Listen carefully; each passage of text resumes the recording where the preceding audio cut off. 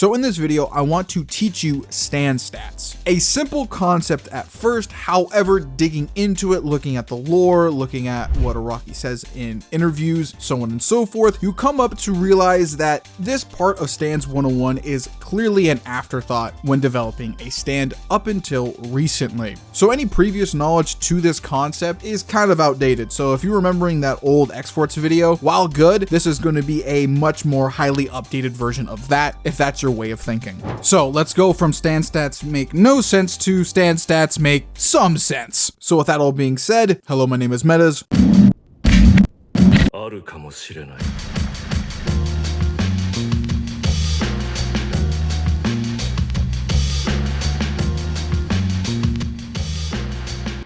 Walk with me. So let's go over the basics. What are stand stats? Stand stats were first introduced in Part 5, Golden Wind, and then were retroactively shown in every part pre and post Part 5, whether that be through the anime or guidebooks. They usually include a sketch of the stand's physical capabilities, and then the ability of said stand in a very short paragraph, sometimes. Now that's mostly the manga, however in the anime you usually get some cool art and then the actual physical capabilities with no ability description at all. For some reason, sure, the OP can spoil everything, but God forbid spoil the audience on the enemy stand ability. Taking a deeper look at the physical capabilities of the stands, that being the stand stats, which everybody equates that name to. Stats range from E to A, E being very poor, D being poor, C being compared to a human, take notes on that one, I need you to do that for later, B being good, and A being very good, with in rarer circumstances, things like infinity, completed, and none also existing for stand stats. And in some outlier cases, some of these stats actually have descriptions themselves explaining certain criteria of the stand and why it has that stat, with the categories being destructive power, speed, range, stamina, precision, and development potential. Now, on a very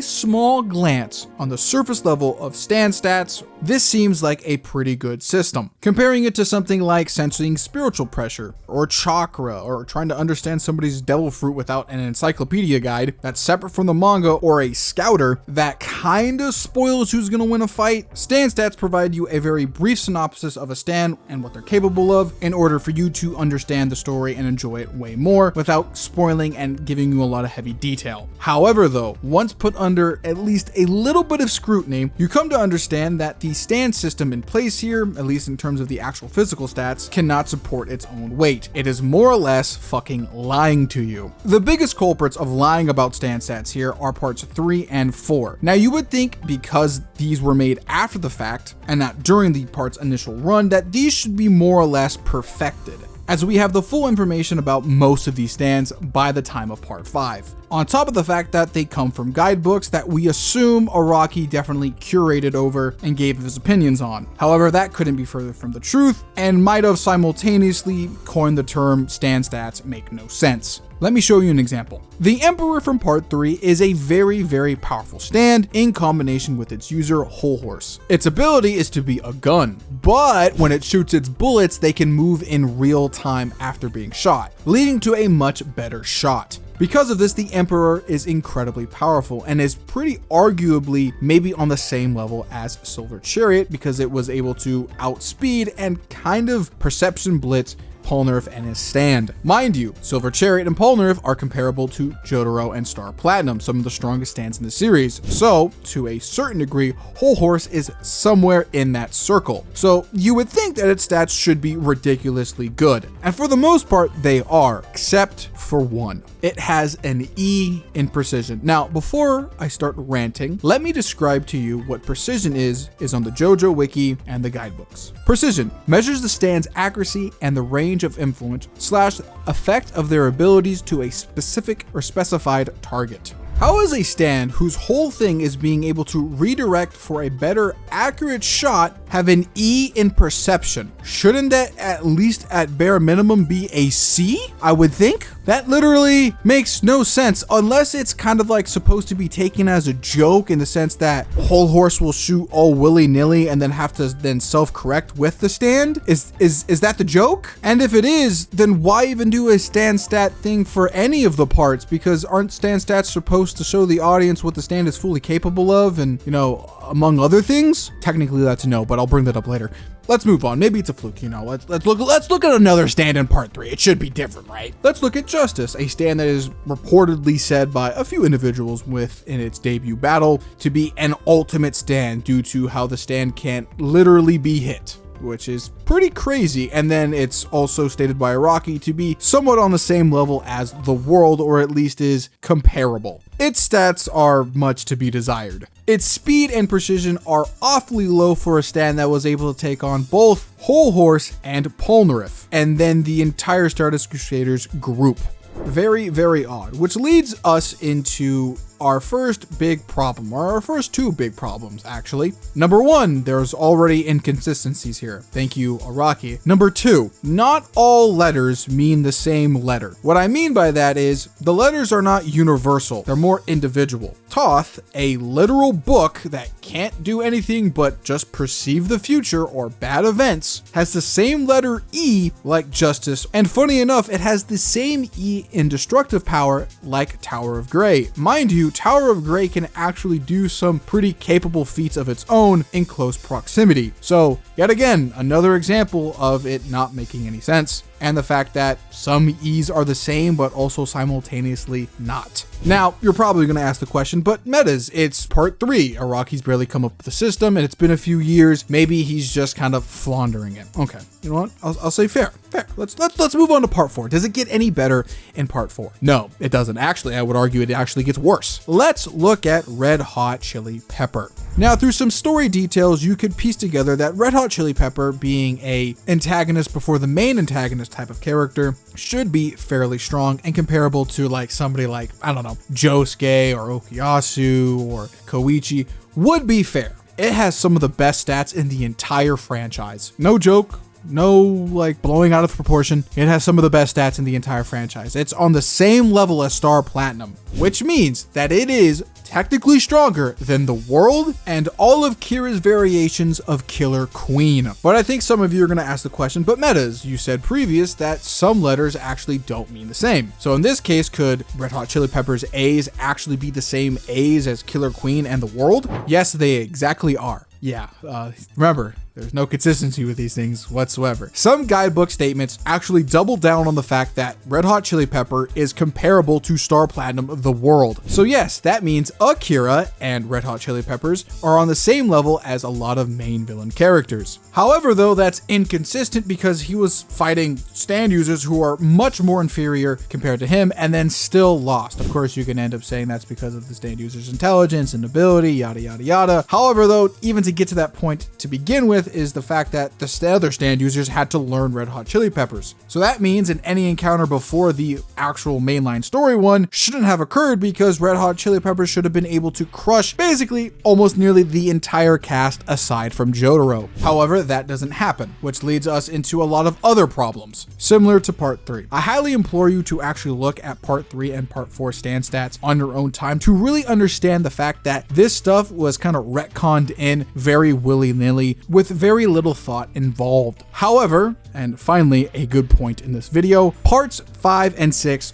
aren't that bad in terms of their stand stats compared to 3 and 4. 3 and 4 are very messy and very cluttered and just don't make a whole lot of sense. Parts 5 and 6 do a better job at explaining things and at least in some areas being a little bit more accurate, more than others I would say. Because there are some times where one thing is said, but the stats show something completely different. I'm looking at Moody Blues here, for example, a stand that is said to not have any fighting capabilities, however, though still has stats equated to having some fighting capabilities. And then there are other stands that are super accurate to its abilities, like Notorious B.I.G., that being that it has infinite stats when it never reached any place that had an infinite place to measure its infinite capabilities. It just kind of assumes that. I guess that's better, but it's a bit disingenuous here. We also get like literal numbers attached to stand ranges, which that's cool. It doesn't really solve a lot of stuff here, but it's a little added bonus I like. We also see a much more consistent showing of null/0 for a lot of stands that just don't have capabilities in some categories. This did show up in part 4, however, it's only used for a very few amount of stands. Parts 5 and 6 have a lot more showings of null stands, which I personally feel like it adds more to the franchise because it shows that, sure, one stand might not be able to do one thing, but it excels in another. But this also is the parts that kind of add the question mark to some of these stands, which, mind you, never get answered after the fact, by the way. So the whole idea of showing a stand's full potential with these stand stats kind of misses the whole point. So I would think by now, looking at all the stuff I've shown you, you can come to the logical conclusion that there are a significant amount of problems with the old version of stand stats. Whether that be letters actually not being the correct corresponding letter, the physical stand stats themselves being too individualistic, while simultaneously also trying to be universal, and then sometimes being too overly correct to the point where it loops back around to being kind of odd again. Some stands also not having their full capabilities shown, even after their debut appearance, with the very rare case that the stand description being a little bit too overly complex to actually fully understand the stand, which sometimes leads to a viewer like me having to cross-reference a Rocky statement about the stand and then using the story also as cross-reference to prove that maybe the stand stat is either correct or not. And the one that really pisses me off is the fact that sometimes they're not corrected when the stand user gets stronger. The obvious one here would be, of course, Jolene going from not being able to crush a penny to being able to punch a meteor and never receiving a proper upgraded stand stat sheet. By this point, a regular mangaka would have dropped the system in the current form they're presenting it altogether. Thankfully though, Araki doesn't do this, and moving into the Steel Ball Run universe, he makes some pretty drastic changes to stand stats that I think a lot of people either overlook, haven't read before, or possibly just never heard about it because they're anime onlys or something akin to that. Or the crazy fact that they're actually not referred as stand stats anymore. They're just kind of bonus descriptions of stands on a technicality, but they're technically still stand stats. So these new stand stats show only two things: a picture of the stand and then a very brief description of what the stand can actually do given at that moment, as we'll see later on through Steel Ball Run, and I think more or less the entire rest of the series, picking some examples here, that we actually do get updates to these stand stats that do show up, with both past and present descriptions of said stand being fairly accurate to what's shown in the manga, leading to less cross-referencing needed. Now, taking a quick step backward and looking at both systems here, it is very clear to me that one system is better than the other. The SBR verse cuts a lot of the unneeded fat off, that fat mostly having some of the problems associated with it, being the physical stand stat attributes, and just getting to the point of what the stand can actually do in a very quick and concise medium. However, when there is a stand that is overly complex, Araki is not afraid this time around to give multiple pages, in different chapters of course, to explain said stand. There are a few, but I think the greatest example of it is Wonder Review. Wonder Review just doesn't get a stand description page, but also a teaser of what it's capable of doing, and then even some bonus content to understand why the stand looks the way it does,